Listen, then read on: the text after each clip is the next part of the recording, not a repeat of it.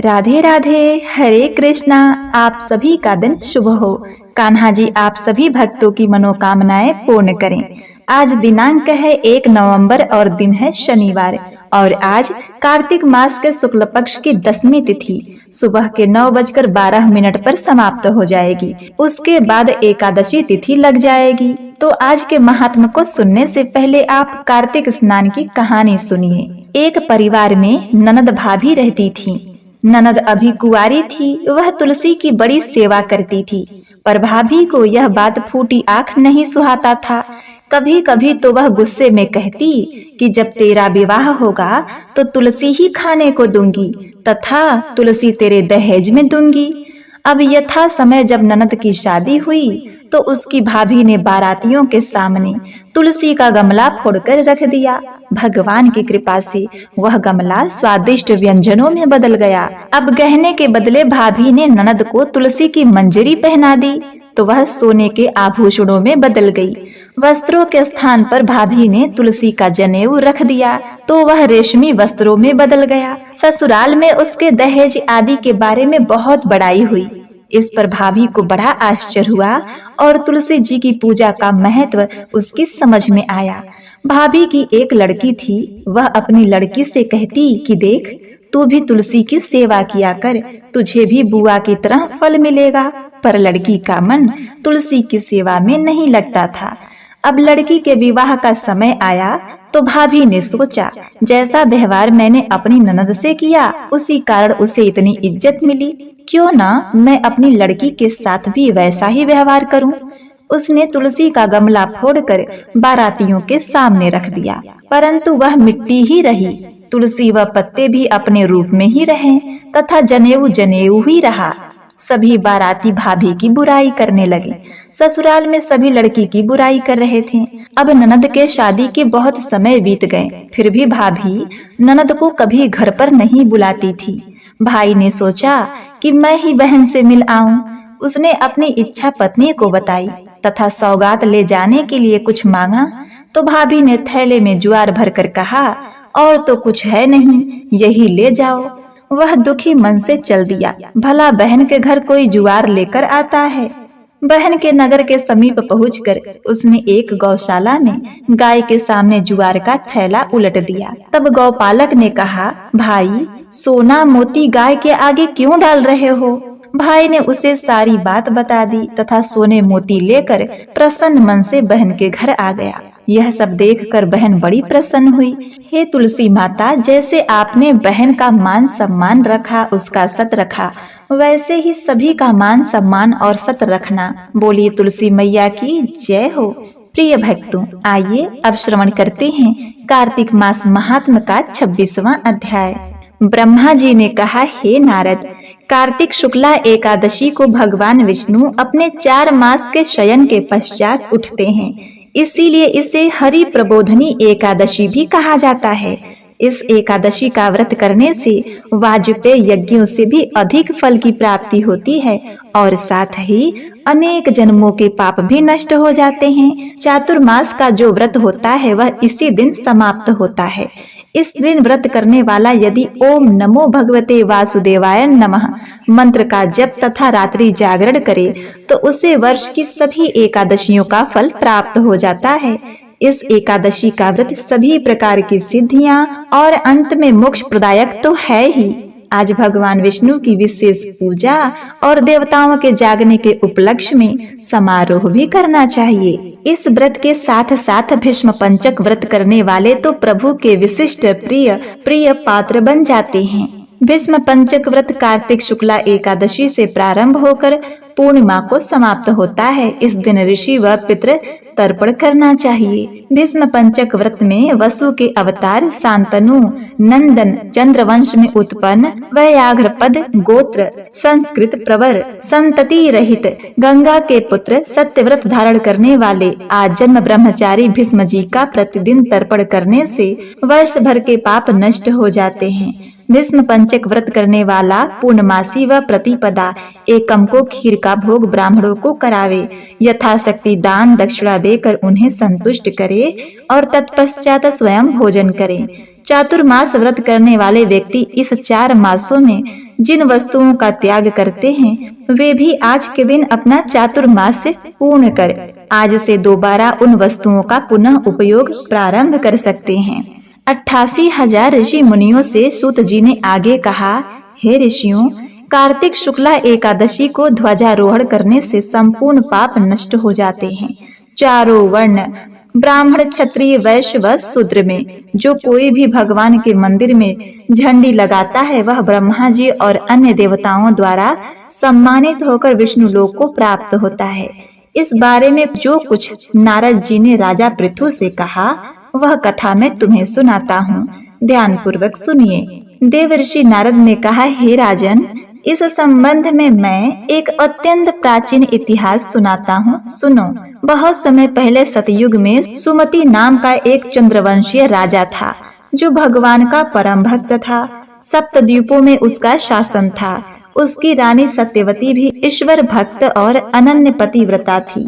वह भगवान के सामने नृत्य करती तथा कार्तिक शुक्ला द्वादशी को भगवान के मंदिर में ध्वजा बांधा करती थी। एक दिन विभांडक ऋषि वहां पधारे।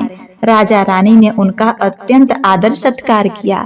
उन्हें ध्वजारोहण करते हुए देखकर ऋषि ने कहा, हे राजन, भगवान को प्रसन्न करने के भी अनेक साधन हैं, तब आपकी इस ध्वजारोहण में इतनी श्रद्धा क्यों है? यह सुनकर राजा ने कहा, हे मुनि, इसका अत्यंत अद्भुत एक इतिहास है जिसे मैं आपको सुनाता हूँ। राजा ने कहा, पूर्व जन्म में मेरा नाम मालिनी था। मैं ब्राह्मण होकर भी द्वेषी, कुकर्मी, महापापी तथा वेश्यागामी था। इस कुकर्मों के कारण मेरे बंधु बांधवों ने मुझे घर से निकाल दिया था। इसके पश्चात वन में जाकर मैं एक टूटे फूटे विष्णु मंदिर में रहने लगा। मैं वन में जीव जंतु तथा मृग मारकर अपनी उदर पूर्ति किया करता था। एक दिन विंध्याचल पर्वत पर रहने वाली कोकिली नामक एक निषाद कन्या, जिसने अपने पति को मार दिया था, भूख से व्याकुल होकर वहां आई और मेरे पास रहने लगी। संयोगवश कार्तिक शुक्ला द्वादशी को हमने एक कपड़े को बांधकर झंडी सी बनाई और दोनों मदिरा पीकर झंडी हाथ में लिए सारी रात भगवान की मूर्ति के सम्मुख नृत्य करते रहे। नृत्य करते रहने के कारण प्रातः काल हम दोनों की मृत्यु हो गई। तब यमदूत हमें यम फांस में बांधकर मारते हुए यमराज के पास ले गए। उसी समय विष्णु भगवान के दूत विमान लेकर वहां आ गए और यमदूतों को धिक्कारते हुए बोले, तुम सिर्फ पापियों को यमपुरी ले जा सकते हो, धर्मात्माओं को नहीं।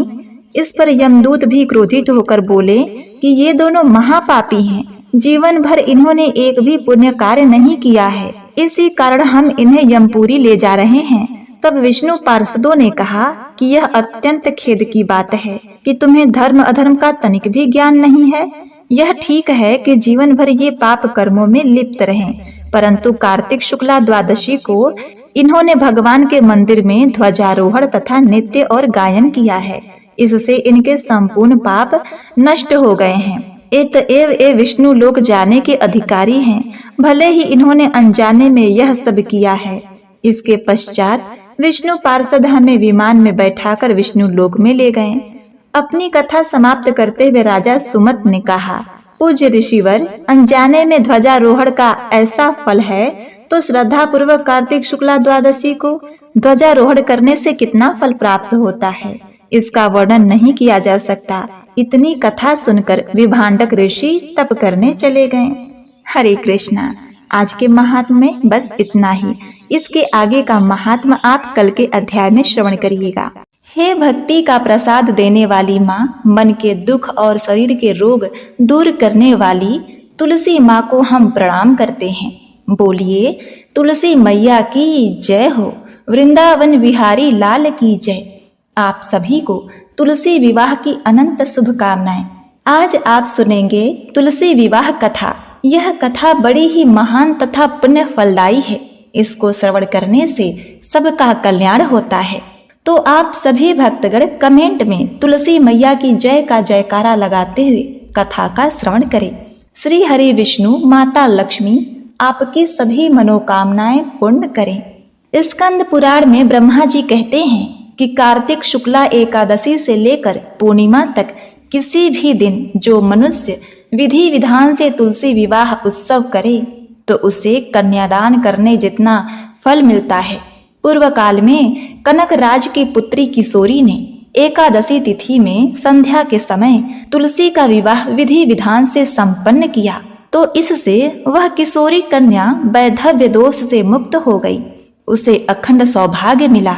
वहीं पद्म पुराण के उत्तरखंड में कहा गया है कि तुलसी विवाह करने वाला, विवाह में सम्मिलित होने वाला, तुलसी विवाह की तैयारी में योगदान देने वाला तथा तुलसी विवाह के शुभ पूजन को देखने तथा गान नृत्य करने वाला और कथा को श्रवण करने वाले श्री हरि विष्णु के आशीर्वाद के पात्र बन जाते हैं। इससे उनके वैवाहिक जीवन सुखी हो जाता है तथा विष्णु जी और माता लक्ष्मी की कृपा से घर परिवार में सुख, शांति, समृद्धि, खुशहाली का वास हो जाता है। तो अब सबसे पहले श्रवण करिए तुलसी विवाह की लोक कथा। एक परिवार में ननद और भाभी रहा करती थी। ननद अभी कुंवारी थी। वह तुलसी की बड़ी ही सेवा किया करती थी, पर भाभी को यह सब फूटी आंख नहीं सुहाता था। कभी कभी तो वह गुस्से में कहती कि जब तेरा विवाह होगा तो बारातियों को तुलसी ही खाने को दूंगी तथा तुलसी ही तेरे दहेज में दूंगी। ऐसे ही समय व्यतीत हुआ। ननद की आस्था तुलसी माता के प्रति और भी गहरी होती गई। अब भगवान की कृपा से ननद का विवाह तय हो गया। यथा समय जब ननद की शादी हुई तो उसकी भाभी ने बारातियों के सामने तुलसी का गमला फोड़ के रख दिया। भगवान की कृपा से वह गमला स्वादिष्ट व्यंजनों में बदल गया। गहनों के बदले भाभी ने तुलसी की मंजरी पहना दी तो वह सोने के आभूषणों में बदल गए। वस्त्रों के स्थान पर तुलसी का जनेऊ रख दिया तो वह रेशमी सुंदर वस्त्र में बदल गए। इस प्रकार भली भांति उसका विवाह हुआ। ससुराल में उसके दहेज आदि के बारे में बहुत बड़ाई हुई। इस पर भाभी को बड़ा ही आश्चर्य हुआ और तुलसी जी की पूजा का महत्व उसकी समझ में आ गया। भाभी की एक लड़की थी। वह अपनी लड़की से कहती कि तू भी तुलसी की सेवा किया कर, तुझे भी बुआ की तरह अच्छा घरवर मिलेगा। पर लड़की का मन तुलसी की सेवा में नहीं लगता था। अब भाभी के लड़की के विवाह का समय आ गया तो भाभी ने सोचा कि जैसा व्यवहार मैंने अपनी ननद से किया है उसी कारण उसे इतनी इज्जत मिली, क्यों ना मैं अपनी लड़की के साथ भी ऐसा व्यवहार करूं। उसने तुलसी का गमला फोड़कर बारातियों के सामने रख दिया, परंतु इस बार मिट्टी ही मिट्टी रही और वह अपनी लड़की को मंजरी पहनने के लिए आभूषणों के रूप में दी।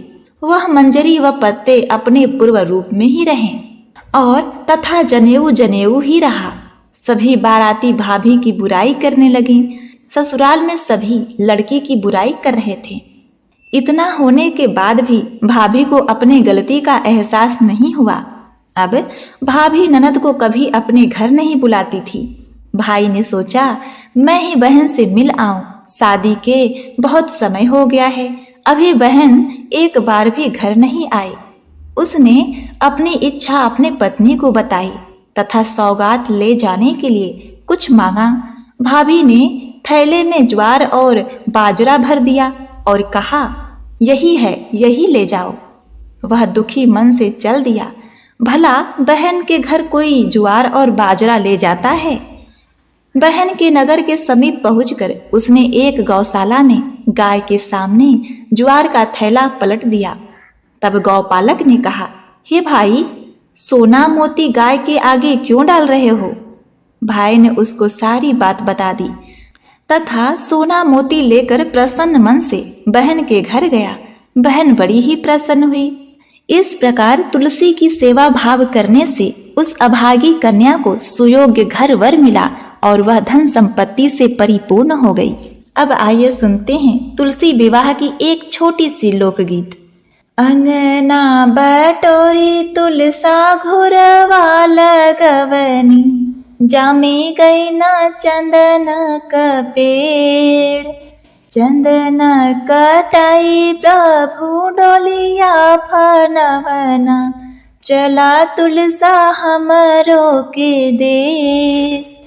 कैसे के चली प्रभु तोहरे देसवा, अम्मा बिना रहलो न जाए। हमरे ई अम्मा के अम्मा घोहरैहा, अपन अम्मा दिहा बिसराय।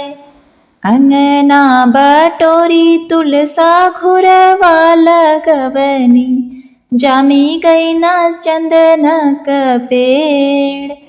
चंदन कटाई प्रभु डोलिया फनवना, चला तुलसा हमरो के देश। कैसे के चली प्रभु तोहरे देसवा, बाबा बिना रहलो न जाए। हमरे ई बाबा के बाबा घोहरैहा, अपन बाबा दिहा बिसराय। अब आइए सुनते हैं मोक्ष प्रदान करने वाली तुलसी माई और बुढ़िया माई की कथा।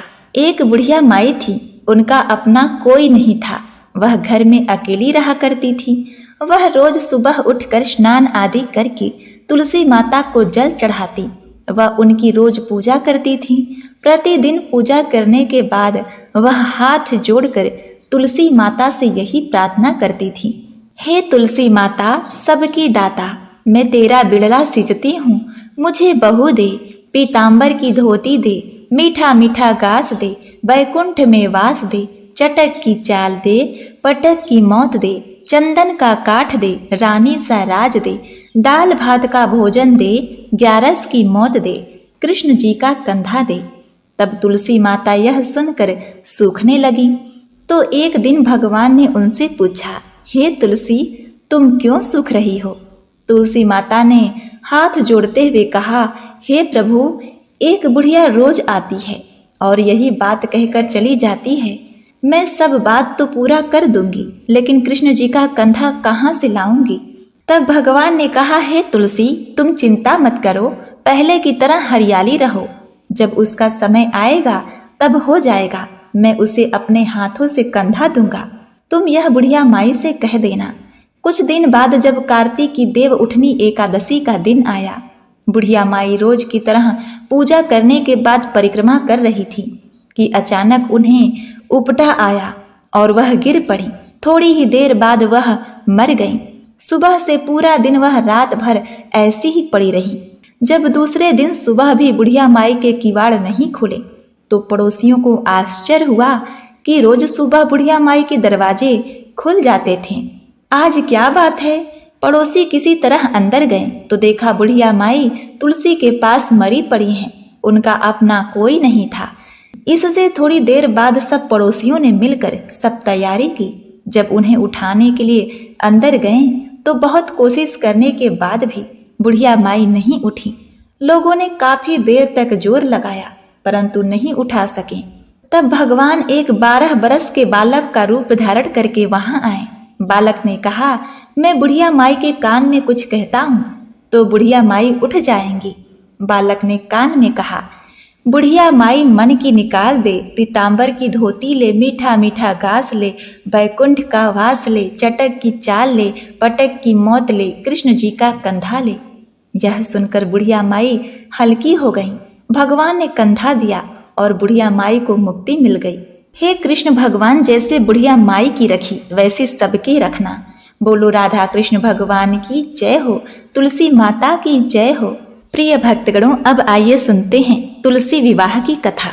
एक बार शिव जी ने अपने तेज को समुद्र में फेंक दिया था। उससे एक महा तेजस्वी बालक ने जन्म लिया। यह बालक आगे चलकर जालंधर के नाम से पराक्रमी दैत्य बना। उसकी राजधानी का नाम जालंधर नगरी था। दैत्यराज काल नेमी की कन्या वृंदा का विवाह जालंधर से हुआ। जालंधर महाराक्षस था।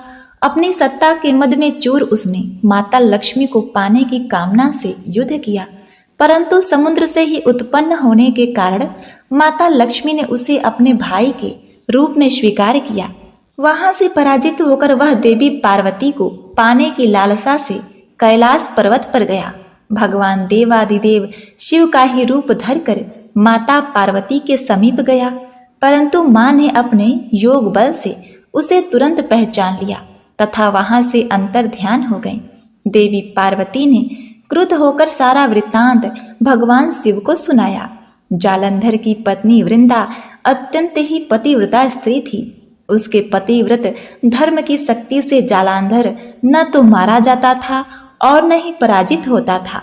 इसीलिए जालंधर का नाश करने के लिए वृंदा के पतिव्रत धर्म को भंग करना बहुत ही आवश्यक था।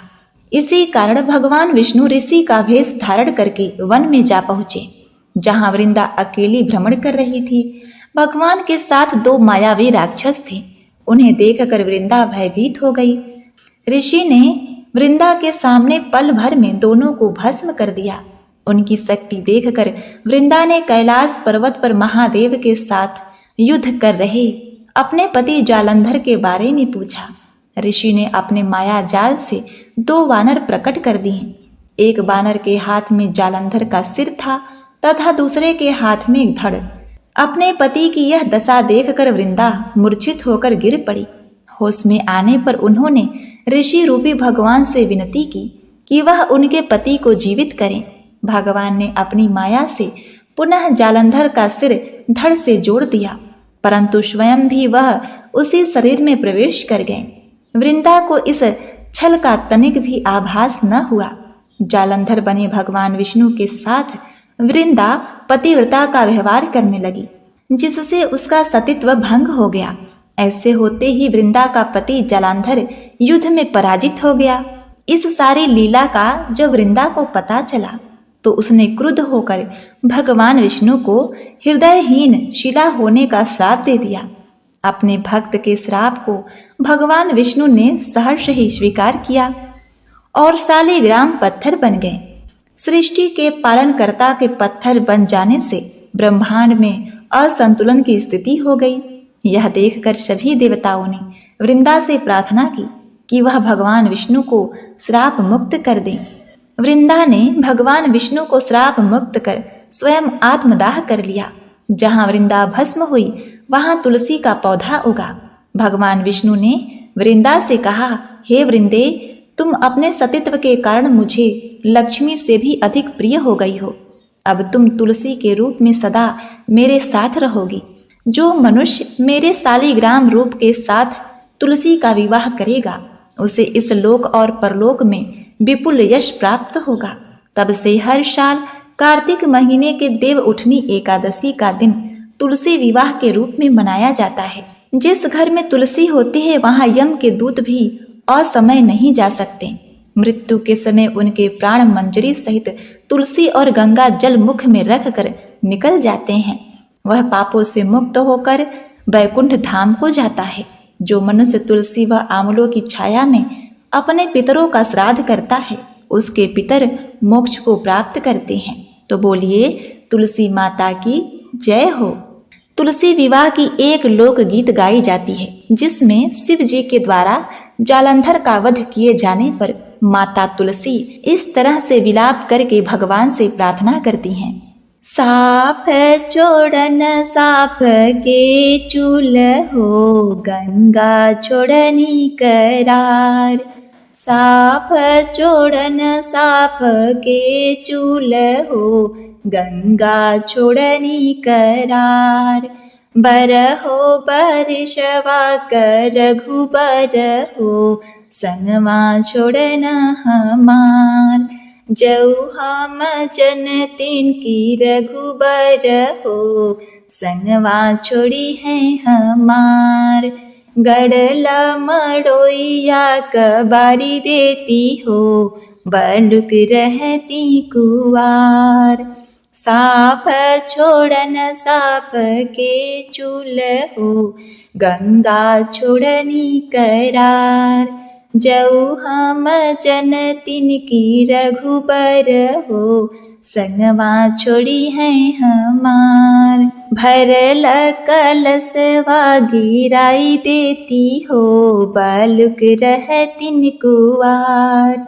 साफ छोड़न साफ के चूल हो, गंगा छोड़नी करार।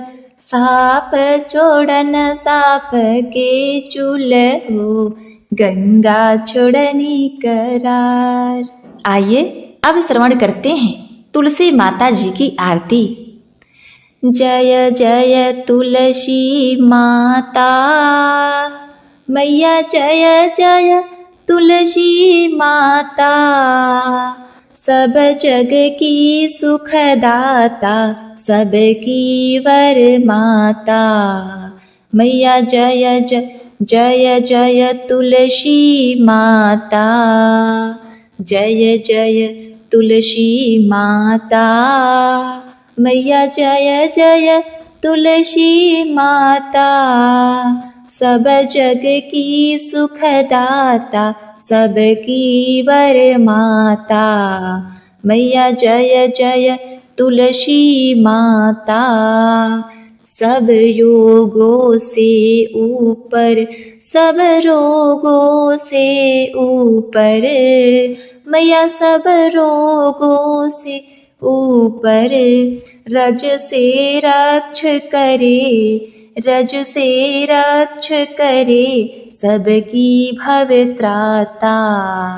जय तुलसी माता, जय जय तुलसी माता। मैया जय जय तुलसी माता। सब जग की सुखदाता, सबकी वर माता।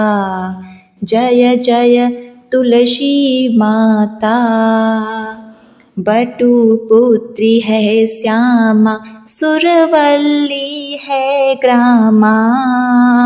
मैया सुरवल्ली है ग्रामा। विष्णु प्रिय जो नर तुम्हें सेवे, विष्णु प्रिय जो नर तुम्हें सेवे, सो नर तर जाता। जय तुलसी माता, जय जय तुलसी माता। मैया जय जय तुलसी माता। सब जग की सुखदाता, सबकी वर माता। जय तुलसी माता। हरि के शीस विराजत, त्रिभुवन से हो विदित। मैया त्रिभुवन से हो विदित। पतित जनों की तारिणी, पतित जनों की तारिणी, तुम हो विख्याता। जय तुलसी माता, जय जय तुलसी माता। मैया जय जय तुलसी माता। सब जग की सुखदाता, सबकी वर माता। जय तुलसी माता। लेकर जन्म बीजन में आई दिव्य भवन में, मैया आई दिव्य भवन में। मानव लोक तुम्हीं से, मानव लोक तुम्हीं से, सुख संपत्ति पाता। जय तुलसी माता, जय जय तुलसी माता। मैया जय तुलसी माता। सब जग की सुखदाता, सबकी वर माता। जय तुलसी माता। हरि को तुम अति प्यारी, श्याम वर्ण सुकुमारी। प्रेम अजब उनका, मैया प्रेम अजब उनका। तुमसे कैसा नाता, तुमसे कैसा नाता। हमारी विपत्ति हरो तुम, कृपा करो माता।